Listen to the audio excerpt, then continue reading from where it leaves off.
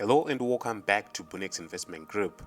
By the end of this lecture, you must be able to see the right reversal pattern, know when to expect it, where to put your stop loss and your take profit, and get the necessary custom indicators absolutely for free. So sit back, relax, and learn up to the end of the lecture. Firstly, we'll need to talk about the midweek reversal. So the market we trade is a footprint of someone else, meaning that there are people who are putting some contracts within the market so that each and every candlestick is printed on the charts. The biggest contributor to this are the large financial institutions, which we call market makers. These market makers have access to large amounts of capital and can move the markets at will. It actually costs 10,000 lots to move the markets with 1 pip in any direction of your choice. So if you have such an amount of money, you can actually move the markets at will, but always you should do so with calculated moves, right? So at some point they need to close off their orders, and this is the point we call the midweek reversal. We know that if they buy a particular pair, the market will go to the upside, but however at some point they will need to close off those buy contracts, and if they do so, the market will definitely reverse. So usually they buy to a certain price point, then close off their positions and inject a portion of an opposite direction. So this or that point is what we term the midweek reversal point. It usually happens on Wednesday or Thursday. So basically an M or W at the midweek reversal zone is pure gold. But here is what you need to know for you to catch it. Firstly, here's the H4 time frame flow. The H4 time frame is the weekly time frame. If we switch our markets to the H4 time frame, we know that the segments that we are now seeing, or the periods separated by black traces, is now equivalent to a period of a week. When we put our charts on H4, we can see the high and low of a week with precision. So in H4, an H4 time frame is actually the time frame that we need to start with when we are using this particular indicator. We switch our time frame to the H4 time frame, and on that H4 time frame we start to look for entries.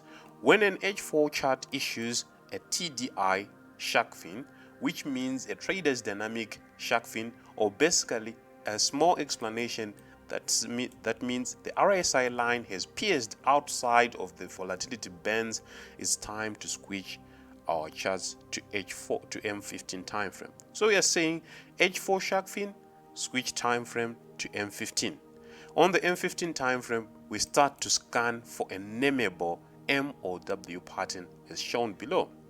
In this particular case, this is the H4 time frame. On the H4 time frame, you can see the market giving us a shark fin whereby the green RSI line went outside the volatility bands, and then it issued the shark fin effect that we are talking about. Then on the M15 time frame, this was the effect where we can see an M pattern, a nameable M pattern like this. So basically we would want to put our stop loss on the highest leg of the pattern and our take profit at twice what we have risked. So if the highest leg is actually 22 pips, we would love to have our stop loss at 25 pips and our take profit at 50 pips. Before we see examples, let's check out our free Telegram channel where we share free signals, free trading tips, and free advice. The link is in the description box below, and that is where I'll also hang up our traders dynamic index so that you can put our put for MT4 as well as mobile. Let's jump over the charts. So this is Euro against CHF. I have already marked the points on the H4 time frame where there was a shark fin.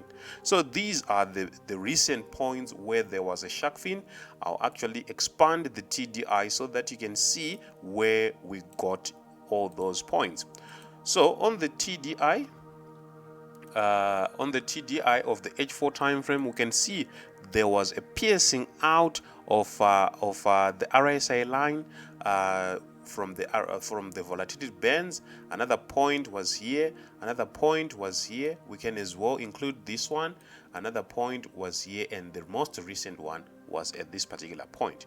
We've said when you have marked or when you have seen a shark fin on the H4 time frame, the next thing is now to switch on to the M15 time frame. So basically our starting point of backtest is going to be 24 of October, so that we can go back on the M15 time frame. Right, on the M15 time frame, going to the 24th of October, we can actually see